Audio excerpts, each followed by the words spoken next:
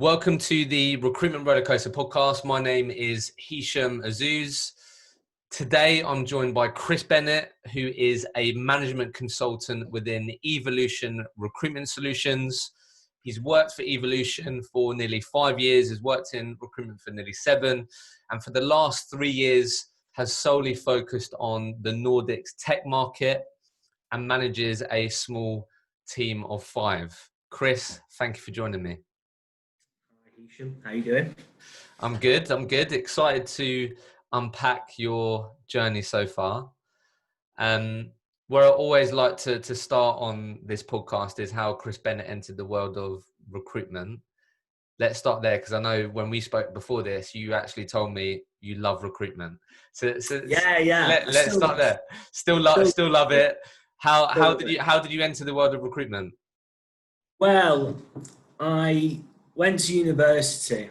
I don't know how deep you want me to go here, but went to university wanting to go into the army as an officer.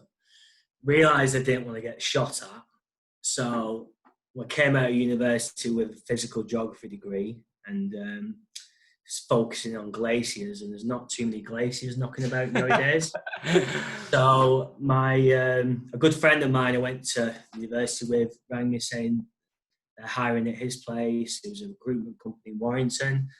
Went for, I think it was like a big, there's 15 of us battling. Assessment centre. Yeah, assessment centre. I was the most underdressed out of everyone, but they seemed to like me. And that's how I got into it, really.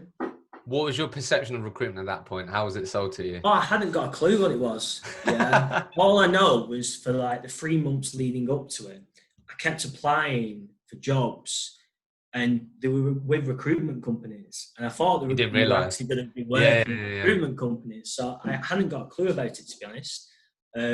All I know that, my friend was doing okay. He was earning a bit of money. So, I didn't really know much about it at all.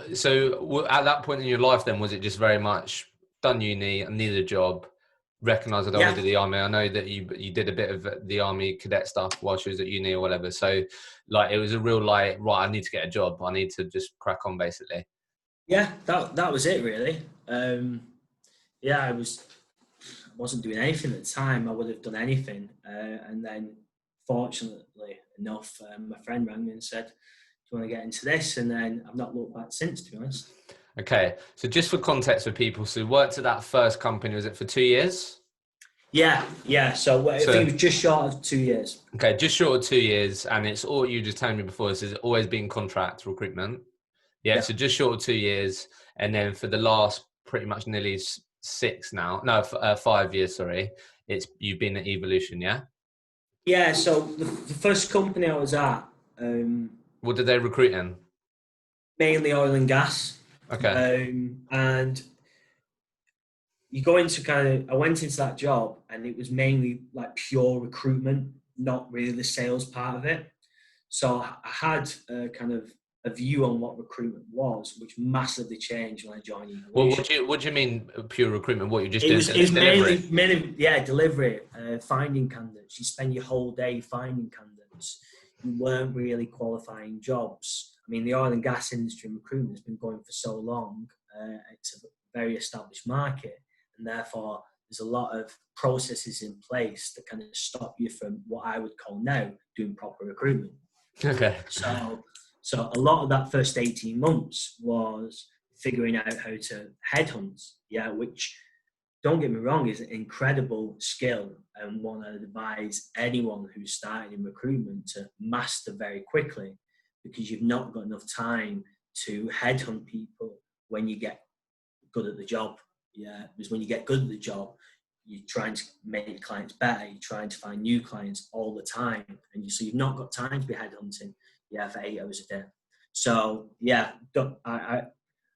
I really enjoyed my first 2 years, but I was kind of glad. Yeah, how would you sum it up? Because obviously it's typically the first year or so that can be the most difficult. That was definitely the most difficult for me, but obviously enjoyed it. How would you sum up those first 18 months?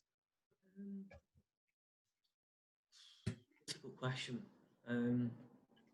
I enjoyed it. I didn't feel like I was with too many like-minded people, so it was Okay. difficult in that context.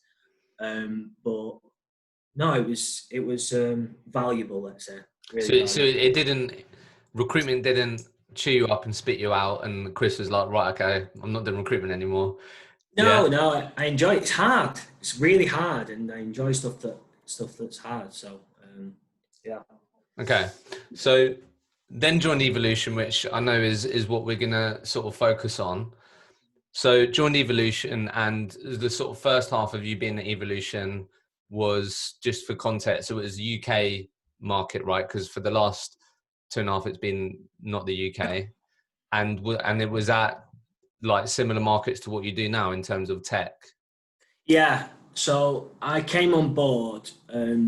I remember interviewing a few companies when I decided to leave my first company, and the owner of the business, Gareth, who did the Oh mate, podcast. you must have been ripe rec to rec property, mate. 18 months, Well, enjoyed it. I know, yeah, and I came in, I did the interview, and I kind of decided I was going somewhere else. Yeah, Okay. and then Gareth did this.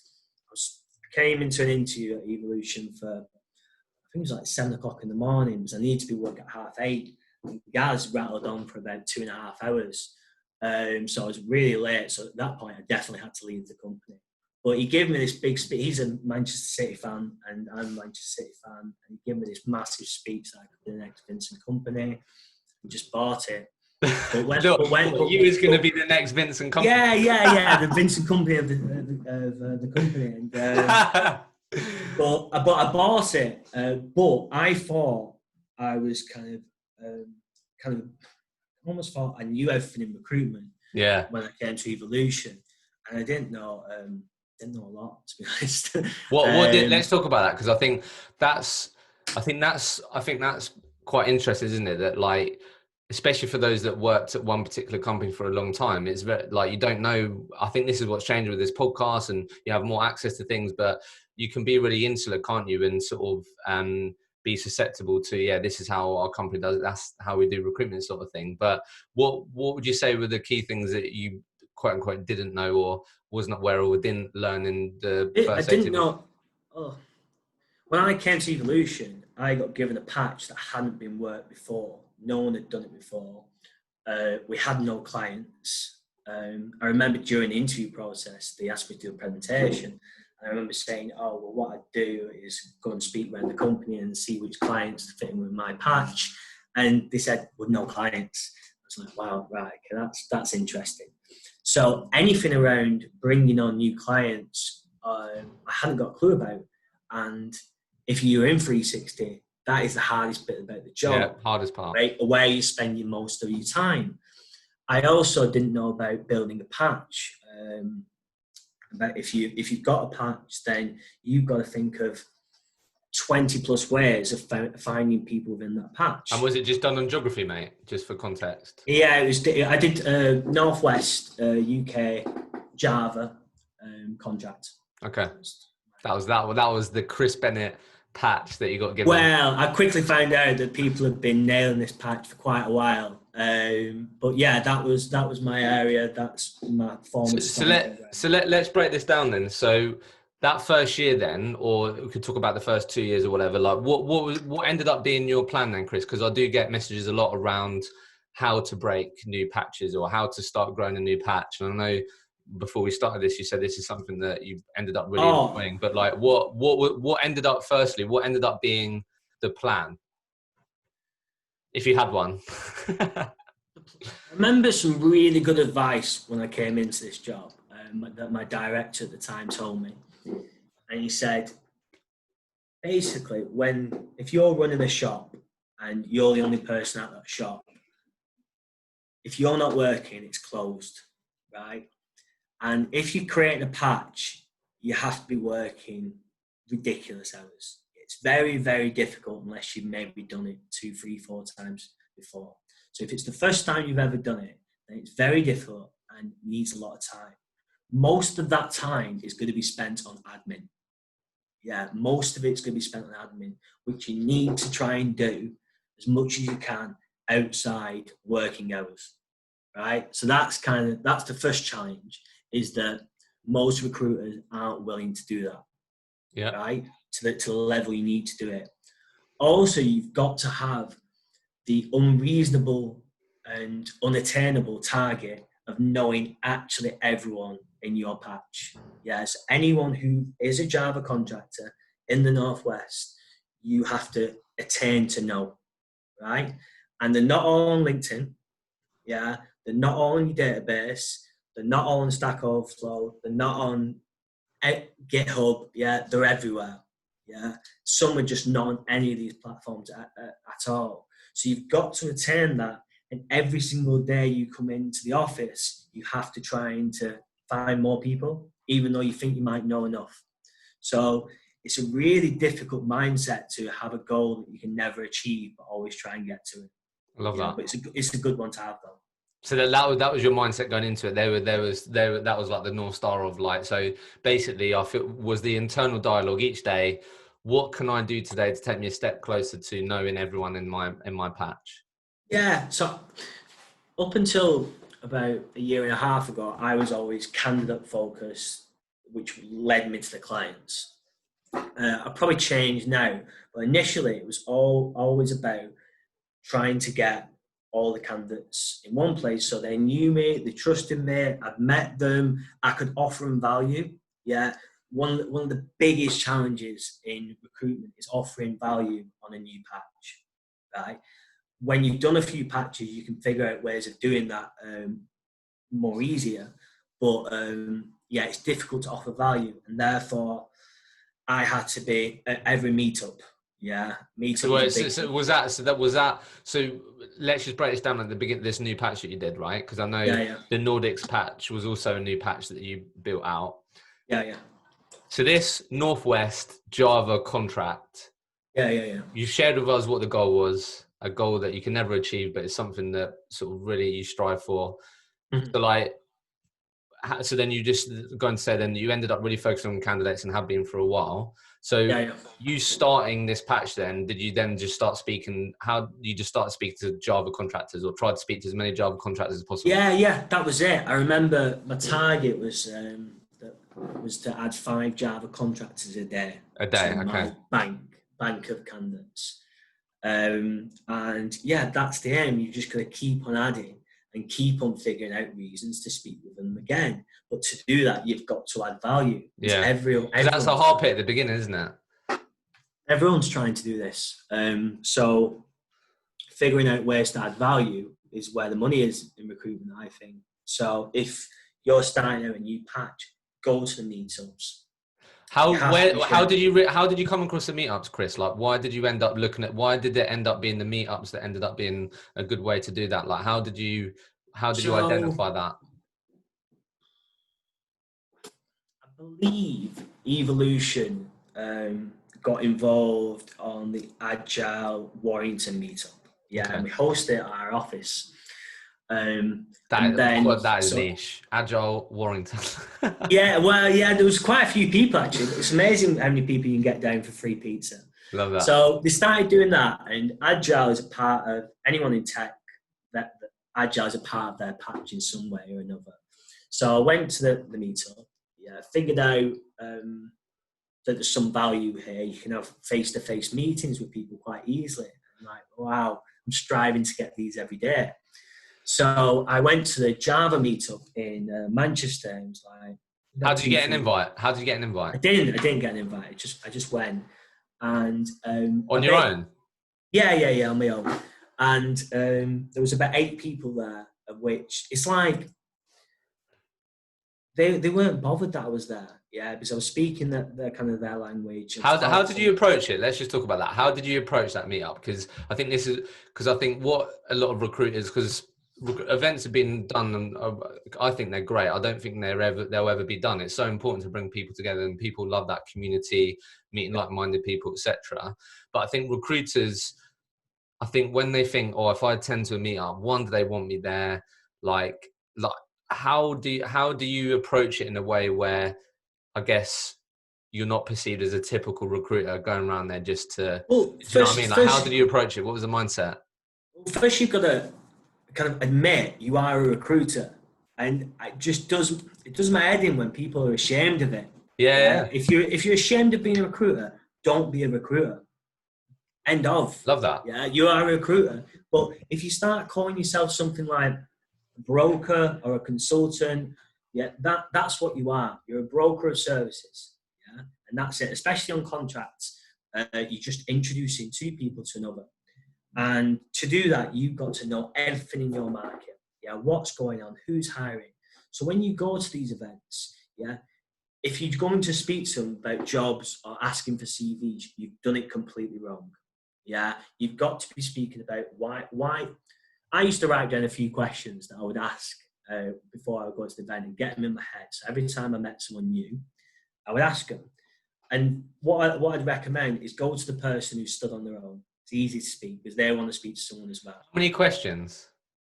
Yeah, just like. How many did you write down? How many did you prepare? I always used to go in with a question. So where have you come from today? Yeah, that's a good one to get things going. And why are you here today? What are you looking to get out today? And then just listen, have a conversation. Yeah, and then trust me, it'll end up on recruitment when you say I'm a recruiter. Yeah, I'm a broker. Yeah, because they're interested, they're polite, and that's it. And do you know what? Give them a few leads. Tell them who's hiring. Yeah, tell them clients you don't work with who's hiring. It's not difficult. Add some value to their day, and do realise that that's just one of 100, 200 people you have to do it to get some business. If you start realising that one is just part of the process, and therefore the outcome shouldn't really matter. Yeah, no, Chris, I absolutely love that. I think that's such a great practical piece of advice on, like, if you're going to a networking event, 100% prepare. I love that so much. And I think what's great about that is you've got questions up your sleeve that helps you just be a bit more confident when you're approaching people, right? And you're speaking to people for the first time, which it is hard. It's not easy just to go up to random strangers and talk to people, but if you know what you're going to ask to get the conversation going, that's great advice. Even if you go to these events now, you go to these events and you don't need to speak to anyone. Make sure you blog it incredibly. Yeah. So if you want to sit down there at the back, yeah, take some pictures and write something on LinkedIn about what's going on at the event. Do that, because that's a start. That's still better than most recruiters. Yeah. So if that's where you want to start, fine. If not, get the courage, have some preparation, and don't worry about the outcome. If they say, I don't want to speak to a recruiter, that's fine. That's part of our job. Okay. Yeah? I love Not that. everyone wants to speak to everyone. Okay. So 5 Java contractors a day, carried on doing that, recognised meetups was a good opportunity. You go to this one in Manchester. Obviously from what I was a perm recruiter, but from what I understand, contract recruitment is the harder part, even though it's hard in perm, but the harder part is actually getting projects and clients and businesses that you can actually place contractors with. Because obviously there's more movement on the contract side, right, in terms of actual candidates. So how did you then shift this into a gear of working with your new client or whatever? What was the time frame of you having this mindset? How long did it take before you actually started bringing on clients? Well, when I went to that first meetup, I realised quite quickly that this could be much more than it already is. So I asked the woman at the front who was running the meetup if she wanted help, if she wanted, could I sponsor it? Could I get involved that way? Because then once you've got that, then you've got another reason to speak to people. Yeah. So you could get no business at all from the meetup, but now you've got another conversation to ring. Yeah. And I always say when you start your patch, I used to do 2 hours in the morning of candidates and 2 hours in the evening of candidates. Yeah. Outside working hours, so like 7 till 9 and then 5 onwards. Yeah. That was kind of my core time. And if you're speaking, listen, I went to this meetup, they were discussing this, what are your thoughts? Or have you heard about this meetup? Or last time I went, they were talking about this and they wanted to speak on this. Who do you know? You're having miles better conversations than, do you want a job? Or are you looking? And this is with candidates? Yeah, this is with candidates. Now, where that I suppose, when I started billing, How long did it take you, mate? How long did it take you for you to make your I got my deal? first deal in after 3 months, yeah, and then after that, it took me to month number 7. I got my second deal, but month number 7, I got 5 deals, and had an incredible month, to be honest. And on contract, that just sets you up. I remember being on the car park of Cheshire Oaks, yeah, looking at my pay, thinking, wow, I've just got out of my overdraft. And it was like quite a memorable moment. I thought, right, okay, I'm in this. Yeah, it's amazing, because then it's that confidence, isn't it? But it from month 3, so up until month 3, it's all new. You're doing stuff constantly new. Got my deal sorted. And then after that, you think, after the deal, I can do some other deals. And everything that could go wrong went wrong. And so many learns between, let's say, month 3 to month 7. I remember sat desk over there, to be honest, well, you can't see it, but about 8:30 at night, just thinking, I can't get anything, I can't land anything, I'm really struggling. And I rang my manager at the time, and he was just saying, you're doing the right things, keep on going. And I did, and thankfully I did. And so month 7. Let's just talk about that period, Chris. I know you're just talking about it there, just for a sec, and then we'll segue into how you then built on this. Yeah. Because there'll be a lot of, if you think about now the world that we live in, there'll be a lot of recruiters that will probably going through that, or have been going through that over the last 3-4 months, right? May not have made a deal during the whole COVID period. So like when you was going, like you said, made that first deal, you're like, right, I can do this now. Recruitment, completed it, now I have to do it. And then you don't do any more deals until month 7. You just said, spoke to your manager and they told you keep doing what you're doing. But like, how did you push yourself through that? Like, how did you actually get through that? Because that's tough. That's not easy. How did you deal with blanking? Thankfully, I've always worked harder when I'm not doing well. Yeah, so that's one thing that I was fortunate to always have. But you've got to rely on the people around you. Yeah, if you are going through, I suppose it's different to look at this initial stage of doing a 360 patch and compare it with what's going on at the moment. Yeah, but I suppose that there are some similarities. But when you're starting off a patch and you've never done it before, then you've got to trust the people around you. Yeah, you've got to trust the manager who's brought you on board.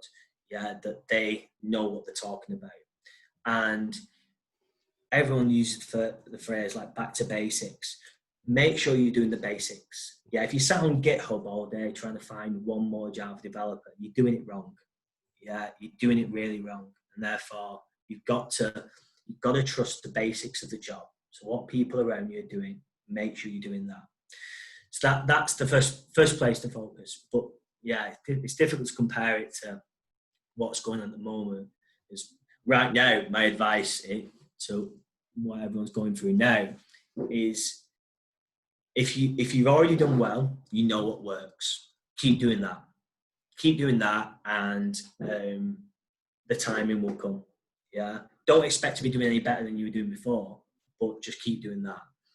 And I suppose. No, I love that. So the advice there, I think that's great advice, Chris. So basically, what you're saying is, if you're going through a real tough patch, if you're early on or you're doing a new patch or whatever, and you might have blanked for the last 3 months, 2 months, however long.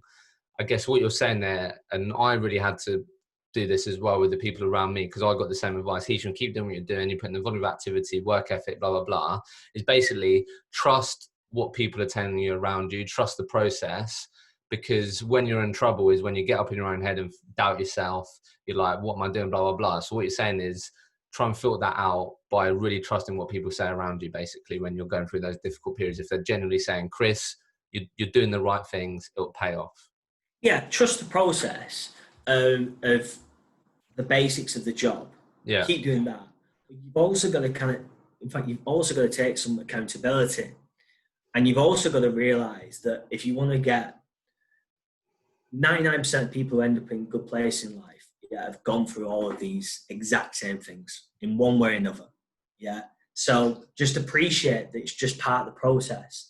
even if you end up after 3 months not billing, they sack you, but you really love recruitment, that's not the end of it. It's just part of your process. Yeah. So just focus, understand that this happens, understand that you're accountable for it, and therefore you have to change.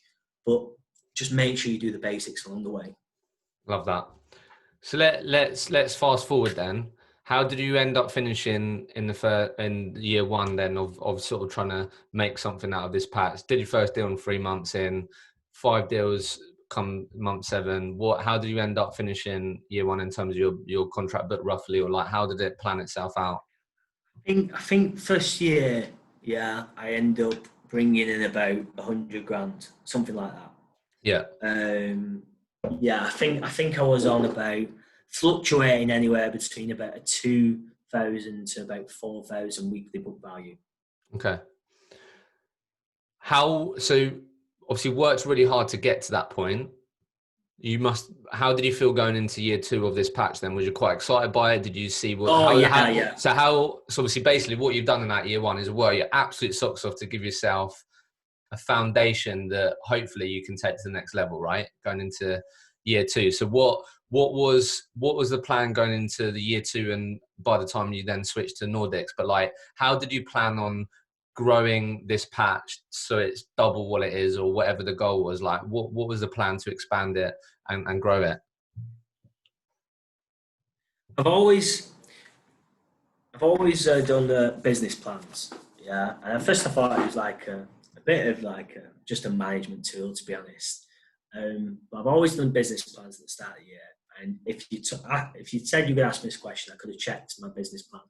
But I reviewed my business plans I probably did it about a month, 2 months ago. And like, I'm not joking, like 70-80% of it has come true. Love literally that. 70-80%. Yeah. So what I would say is, most likely I would have written down the business plan. Fair. And committed to it. But I suppose year 2 I was obsessed with recruitment. Yeah, I was going to like at least one meetup a week after work. One meetup, yeah. Probably 4 or 5 a month. I was in a position where I was working so hard that it allowed me to sometimes do stuff outside patch, because people above me allowed me to do it because I would go above and beyond to do it. So I suppose I was in a good place in the company that I had they'd already understood I'd love this job and I was okay at it. So they gave me the flexibility to kind of chase other stuff, yeah, if need be. If you're always relying on sticking to your current patch, there are limitations with that. So yeah, I suppose I just put myself in a decent position to explore other stuff. Okay. So why don't we then, before we go into the Nordics piece that I'm really keen to get into, why don't we just give people context? So like, maybe we can talk about, I don't know, where your book was, or where you was sort of billings wise before you transferred over to Nordics. And then what I want you to do is then just think about looking back, what you think were some of the key contributors that helped you achieve that, right? Which is what I'm keen to do. So I guess end of year 2, maybe we could just do that, or by the time you left, where was you at? So you said 100K first year. Where was you at book wise? So second year, it was about difficult to remember. It's been a bit of a roller coaster, but it's all right, mate. Just roughly, I'm not going to hold you to it, but I it helps suppose the context. the key milestones was that I left doing UK recruitment with just over a 10K book. Okay, cool. So let's just use that as the guidance, right? Left by the time you got to around 10K book, right? Which is great and considerable growth compared to where you was year 1. So let's just think about that for a second, Chris. And the reason why I'm digging into this is because a real common question that I get, and I'm sure you've had this now from your colleagues, is that I always get questions and people ask me, Hisham, I've hit this glass ceiling. I feel like I can't earn any more, or I've reached this billing target and I've always ended up trying to exceed it, but I've always ended up hitting the 200K mark or whatever it may be, right? So I guess what I'm just interested to find out from you is what you think were some of the sort of core contributors that maybe you did differently, or the things that you really doubled down on that you think really helped you get to that 10K milestone. It's getting yourself in a position with the company that you're working at, that they trust where you're going. So I remember doing like 3 Scala deals in Dublin, which was... Oh my God, that's definitely out of the patch, mate. yeah, it's out of the patch, but no one else had it. And the company kind of trusted me to deliver on it. So what I would say is, to get to a 10K book, I had to do work outside my patch, but also be incredible on my patch. So the way I did it, and it's maybe not helpful to a lot of people, this, but it's just work ridiculously hard. Yeah. That's it. There's no, if you're looking for a magic wand, then you're looking at 8, 9, 10 years of recruitment knowledge that you can put together and use that. But I didn't have that. I had 2 years of resourcing at one company and 1 and a bit years of 360. That was it. So I had to, what I would say is, be incredible at your patch, but also you're going to be incredible at the peripheries of that patch, because that's where your entrepreneurial spirit comes in, and kind of your inner entrepreneur, is that if you see something else that you have a good feeling that it's worth pursuing, you've got to follow it sometimes. And you've got to be in a position in the company that they trust you to follow it. Yeah, if you're a company that kind of doesn't allow you to do that, there is some limitations with that, really. That if you can just do stuff within your patch, I don't think I've seen, and I've only worked at 2 companies, but I don't see I've seen a 10K book with people just doing the patch. Yeah. Okay. Just doing I get what you're saying, and that's interesting. But I think the interesting, which is a really important point you make, Chris, is about this. We're talking about billings and all these things, but actually there's real value in building trust from the people around you. I couldn't agree with that more. 100%. Yeah, I think that, and that's because I'm assuming now when we talk about Nordics, that was part of it. I'm assuming that, like, how did you then, I'm assuming that you saw an opportunity, and then when, do you know what I mean? So let's talk about for the last 2.5 years then. So how did this come about? Why did you end up focusing on another patch that you never done before, or the business had never done before? And yeah, the Nordics tech market, how did this come about? So when I'd finished the Java Northwest patch, yeah, and I say I finished, I just moved on, yeah. Someone else came in, I gave them a patch, and then I started doing Scala, and we started doing London as a company, and someone else has started that patch on contract, and said, Chris, can you help this person, and we're going to attack it as a 2. So I did it, and everything that I was doing in the Northwest just wasn't working because it was nailed down by some companies who were just too good at it. Yeah. And you've got to kind of hold your hands up. It's like you're fighting a losing battle. How long did you give it? Say 8-9 months. Yeah. Now, if anyone's starting out on a 360 patch, you've got to give it longer than that. But I'd already done 1 patch. I already knew if this was going somewhere. Now, I didn't really change patches as such, but when I was talking about being really good on the periphery of patch, all the leads I was pulling from the Scala developers, most of them are in Europe.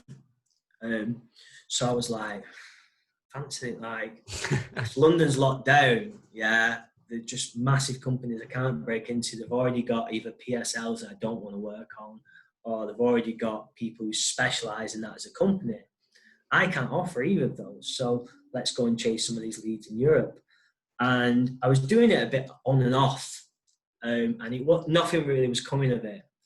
And then I spoke to one of the directors of the company and told him like what I was doing. He was like, "Well, you're only like chasing it for, let's say, an hour of the day." So he said, "Do it for 2 weeks purely. Yeah, chase all of those leads intensely for 2 weeks and stop them. Everything else. Focus." So I did that, next thing I know, I had a client in Berlin, I had a client in Amsterdam, and I had a client in Stockholm. And fortunately enough for me, the client in Stockholm was just about to just go mental in terms of recruitment. So ended up focusing on that. And next thing I know, I've got a team of 6 people doing Stockholm.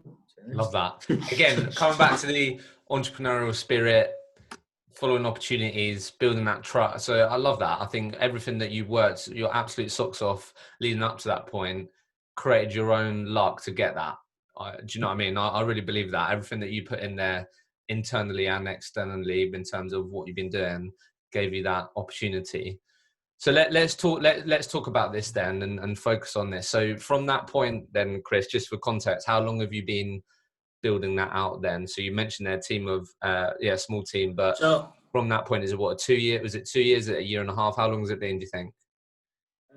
building the team. So when I started pulling the clients in Stockholm and I started focusing on that, I was in a fortunate position. Like I said, I built enough internal trust that I had the resources to help me get my book.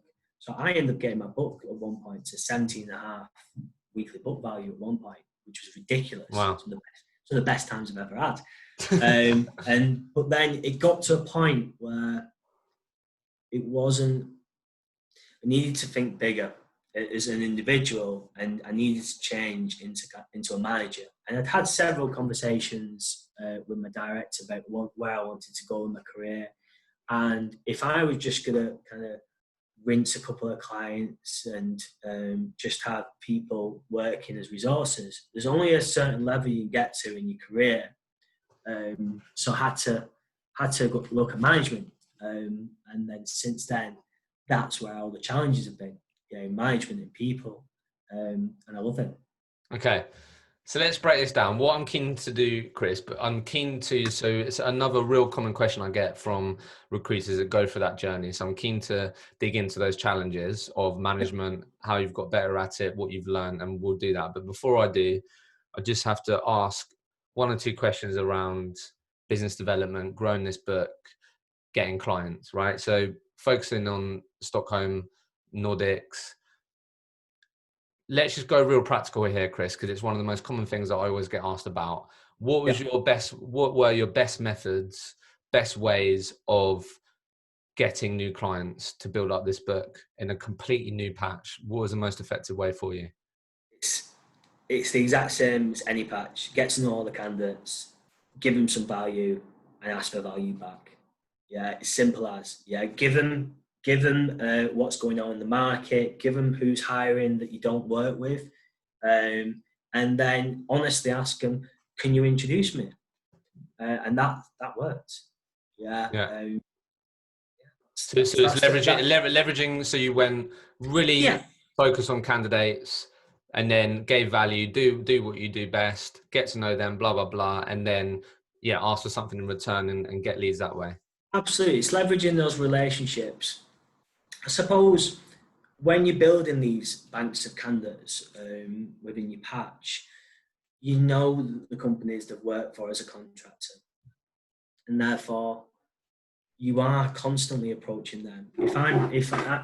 We as a team, myself, speaking to candidates 2 hours in the morning and candidates 2 hours in the evening, you've got technically a full day of approaching these clients, approaching them, selling in candidates. So for the whole rest of the day, Chris, sorry to butt in, you're doing what you so it's BD. Is it business to BD? Yeah, it's BD, unless you've got any internal meetings or anything like that, but it's BD. That was when I was on my own, I suppose, managing a team who've got kind of other duties. Yeah, of course. Okay.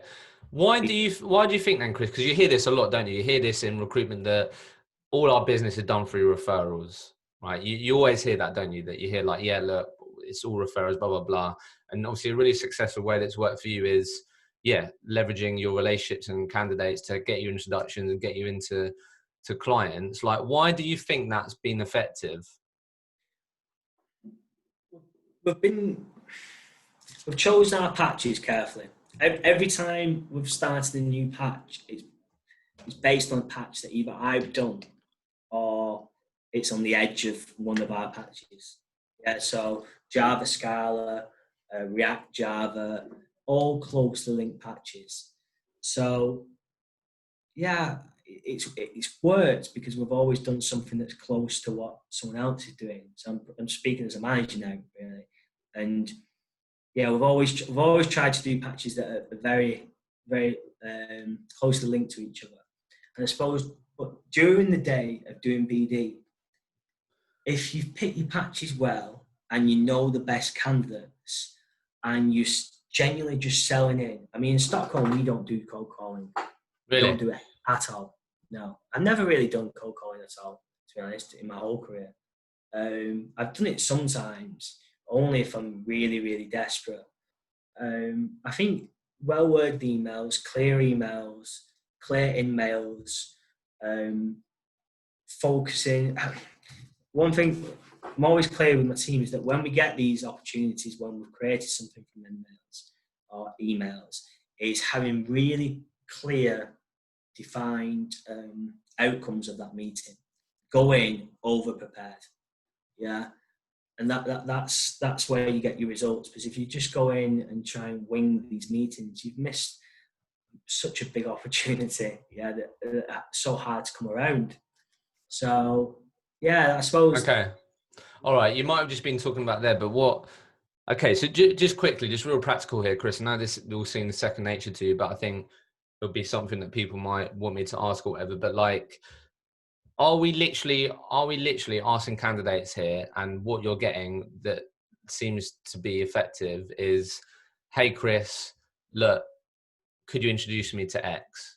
And are you then literally getting an email? Are they literally then emailing you and going, hey, Well, like what's the what we do now, right, is that we've got a good client base in Stockholm now. So yeah, it is easier as such. We've generally got jobs to talk about. But if you've got a patch right now and you aren't video calling that patch, yeah, and setting up constant video calls, then you're doing it wrong. You're missing an opportunity. Because you and me will have a conversation now on a video call, and you introduce yourself, they introduce themselves, they know what they're on the call for, you're open and honest about what you want to get out of the call. You do this enough, and remember, if you're adding value to them, they're going to give some value back at some point. So asking them, can you introduce me to your manager? Who's hiring within the company? I've been working with this person before. If you're doing that face to face and you're confident about it, then you can. New business isn't too difficult, but you've got to be able to add value to people. That's the key, I suppose. If you can add value to candidates, then they'll lead you in the right direction. Yeah. And then the question I wanted to ask Chris before we talk about management, where do you see recruiters go? Where do you commonly see recruiters go wrong with BD then? Because you spoke about they don't want to do it. So you just said under preparing, like you work so hard to get that opportunity to see them on a video call, meet them, speak to them, over prepare for those meetings. But where else do you see sort of recruiters go wrong? You've got to be passionate about creating your own little business, right? And so you've got to. It means a lot when you get those meetings. It means a lot getting that client. So you've got to kind of have some like emotion tied to this. So I think where a lot of recruiters go wrong is that they're here just to have a job, get on with it. If they can spec a candidate out and someone bites, brilliant. If not, it's not the end of the world. That's the difference between kind of people who kind of get mediocre results, which are still really good results in life, but compared to those people who get incredible results, is because they've got kind of incredible outcomes that they want to achieve. Yeah, and they're constant about that. So yeah, I think just being passionate about what you do, loving the job, and wanting to get what are quite bold outcomes, but very achievable. That's interesting. No, that's interesting. So you actually brought it down to yeah, really understanding why you're doing what you're doing, having a real hunger and passion for it, which is going to, help you get through. Okay. I love that. Management then, Chris, how long then have you been managing? I'd say 2.5 years, I think. Okay. Yeah. What has been your biggest challenges then? Because this comes up all the time. You hear it all the time. Billing managers, most difficult role in recruitment. Like, what have been the biggest challenges for you then, Chris? Micromanagement. To give us a bit more, Yeah. what do you mean? So then you ended up Well, micromanaging people. yeah. So I came out of doing 360, and had done a few patches successfully. I thought I knew the way of doing recruitment, and I wanted to make people successful, and therefore I was like, I can show you what I've done. This is the thing I've done. So let's just go with this, right? So that's what we went with. And I would have, just like, this is the way we're doing it. Everyone just follow me. And it kind of worked. Do you know what I mean? But then, especially when we came into lockdown 4 or 5 months ago, you realise that you can't do that. There's so much. You've got to trust people a lot more than I was doing. So that was my biggest challenge initially. That was. You've probably got questions right now. No. It's a really common one, Chris, right? Because what you're basically saying there is that what you did as a manager is you basically expected them to do things that you do. Yeah. Which there's no other Chris Bennett. There's no other. Like you can't do that. This always comes out of this is that one of the common things is that a billing manager or whatever will go, look, this is how I've done it. This is how I've created success for myself. So this is how I expect you to do it. But actually, you can do that, and it might work for you. But there might be a point, if that's lockdown, if that's different things, where there's limitations on that, and you have what have you had to work out then? How people tick, what works better for other people? Is that what you've had to be more open-minded to do? Yeah, I've learned quite a lot over the last 4 months, to be honest. I just think where I went massively wrong was initially start with trust, and proper trust, not like you hire them in your team, actually trust them. But make sure they are accountable, right? Make sure they're accountable, because if you're always doing your system your way and micromanaging in your own way, then they've always got that to fall back on, the fact that you told me to do this, this is how you want me to do it, and therefore it's not theirs. Losing the passion that I've said is needed in this. So once you introduce accountability and trust, then so much better things start to happen, and people start doing it their own way, and you start as a manager learning about different ways. So that's the biggest learn I could ever have in terms of I love that. That's awesome. So you've learned to empower them to do it their own way, take accountability for what they're doing, and I guess, really trust them. And then I guess within that, Chris, it's like you just being really happy and comfortable that there's some like core principles that you all agree as a team that you have are non-negotiables, but and then like how Chris, like, do you know what I mean? I feel like that's the added part to it, isn't it? So right now, my team, we've got a few people on furlough, but we've got a team of 3 of us, and we have 3 meetings a week, catch-ups. So 12:30 every Monday, Wednesday, Friday, and that is just to check in with everyone, see how everyone's doing. We have the option to do it on Tuesday and Thursday, but you don't have to do it. And then we have, because right now it's the client side you need to focus on. It's the client side that needs to work. It's the relationship management. It's improving those relationships. It's staying in touch with people. And because as a team we realise that's the most important thing, then we have a meeting every week, 1 hour meeting on a Friday to discuss where we're up to with that. Yeah, so we've got kind of clear, defined goals as a team of what we need to be doing. And that's where we discuss. We finish early on a Friday, finish at 3, and then for that meeting, it's discussing where we're up to with that. What results have you got from that week? And that is where we hold each other accountable. And one thing we had to instill that I never did before is that you have to get the rest of the team to hold each other accountable. That's including my team to me. That's including one of the team to the other part of the team. So everyone is holding each other accountable. And I suppose if they can't handle that, then that's where trust breaks down, doesn't it? And that's where we kind of have to. That's the issue. That's how a lot of micromanagers are created as well. No, I really like that. That's really interesting. I really like that. Okay, Chris. So what I would definitely keen just to ask you to get your thoughts on, how have you gone about the Nordics market? Completely different country, different culture. How have you gone about how did you go about understanding that? Because I feel like there'll be a lot of recruiters right now, or have been due to this, or will be thinking it in hindsight, like they do need to diversify. They shouldn't be, like you said, about the patch and things like that. You should, God, we made a mistake in being Northwest Java, blah, blah, blah. And I think a great way, and I'm sure you've noticed this, that there's been more and more competition over the last 2 or so years of UK recruiters recruiting in the Nordics and other countries and the EU.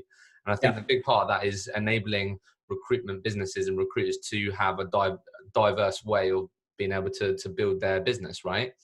Yeah. So I think one thing that always holds people back, or what people are most curious about, is I'm in Warrington, I'm in Manchester, and I'm placing people in the Nordics, right? Like, how do people actually, how receptible are people to that? And how did you go about understanding the nuances of this culture?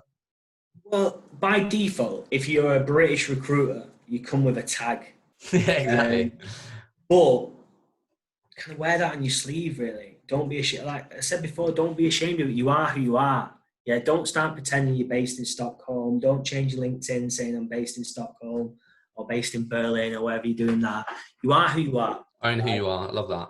And in Stockholm, in the Nordics, transparency is key. So if you're thinking about bringing any of your dodgy tactics or cowboy recruiting, it's going to fail. How did you work out how did you work that out? How did you work out transparency? Did you not, I don't know. Oh, because it gets brought up 3 times a meeting. Really? Transparent. Yeah. So you have to be completely transparent. So your margins, what you earn, that is public information. So you pick that up from the meeting straight away. Yeah. And so if you believe you're charging a high margin, you better have a reason why you're doing it. Could be a completely legitimate reason. Yeah, if it's a niche role, if it's difficult to fill, then be honest about it. But you might have to give some a bit away because you are going to be transparent. So that was one of the difficult things at the start, because in UK recruitment, that's not really a conversation that comes up as much. But in the Nordics, it comes up from both the candidate side of how much do you charge and the client side of how much is the difference. So that was something that we quickly had to get over. Apart from that, if you are going to kind of approach doing another country, stick with what you know. Yeah, if you know Java, do Java in another country. That helps. If you know contract, do contract. I've had some incredible support around me of my director helping with the legal side of what we're doing. So make sure you've got people who are prepared to use their time to do that, because it is different. Yeah, there are different contracts. There's different ways of doing things. If you do it in Germany, it's some of the hardest recruitment you'll ever do with the most admin. Yeah, so if you've not got a really good team behind you to help you, then you're going to struggle.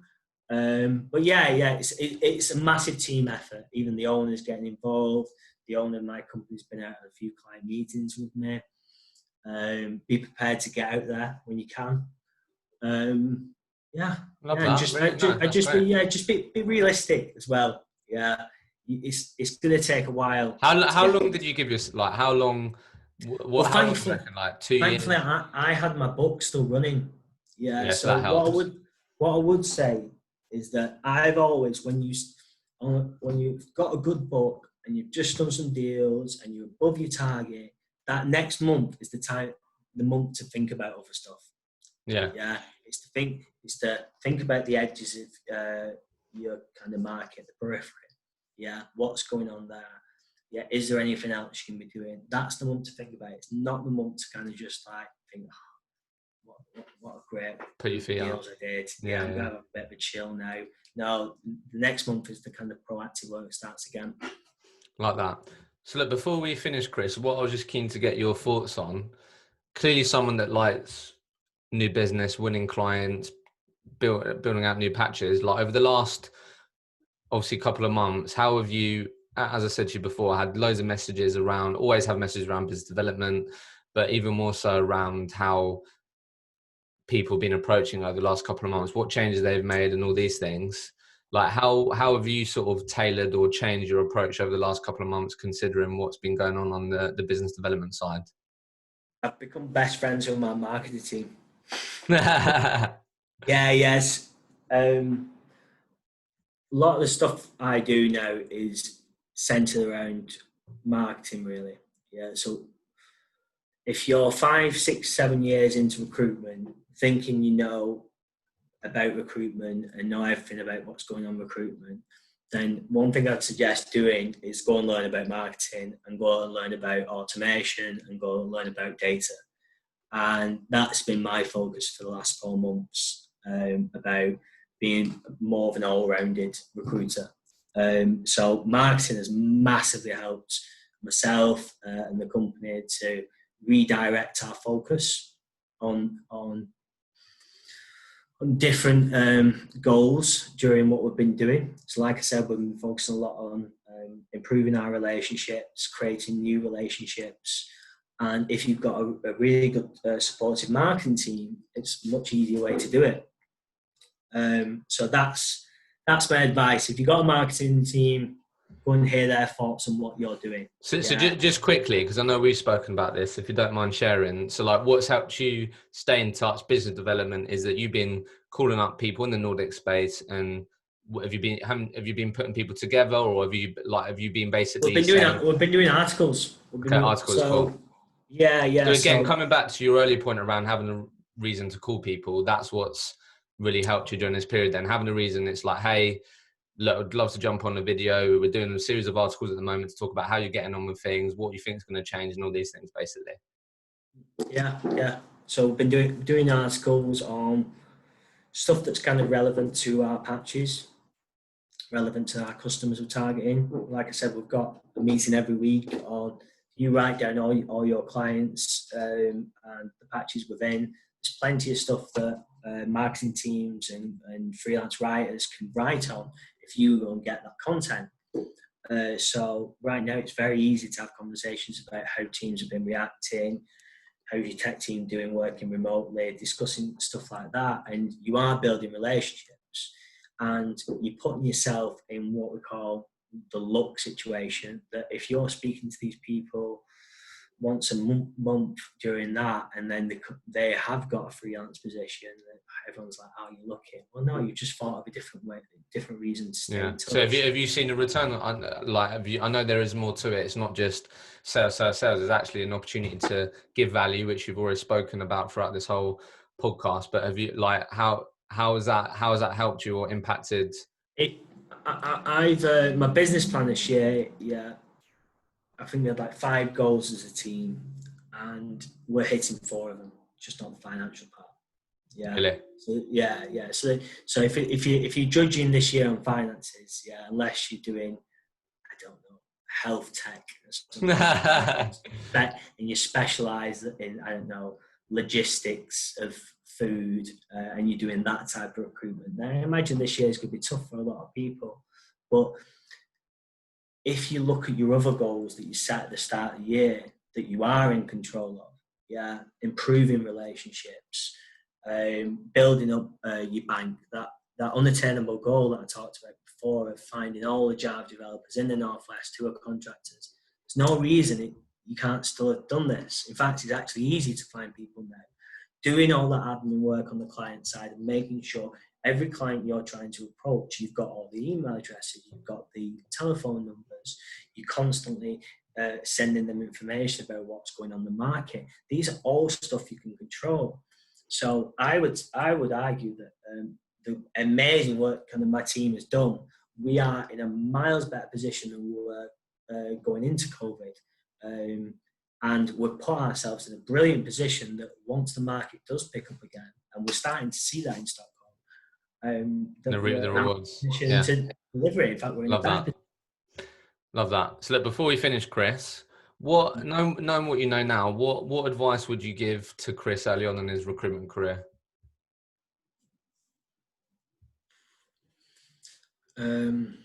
Focus. Don't forget about about stuff outside recruitment. Interesting. Yeah. So yeah, don't give up everything for it, I would say. Yeah. Really?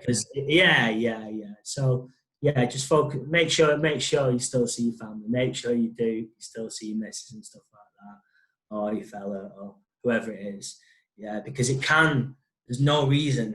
Yeah, because like when you said that at the beginning, it's like sort of what I went through in my head is like, yeah, how sustainable is that? No, it's not sustainable at all. It's definitely, if you're creating a patch, yeah, you've got to be committed to that patch for about 9 months of very hard work. So if you're with someone at the time, make sure they're clear about that, make sure they know. If you're not prepared to do the 7-8 months, then just be realistic. Be honest with yourself. Start seeing returns on it.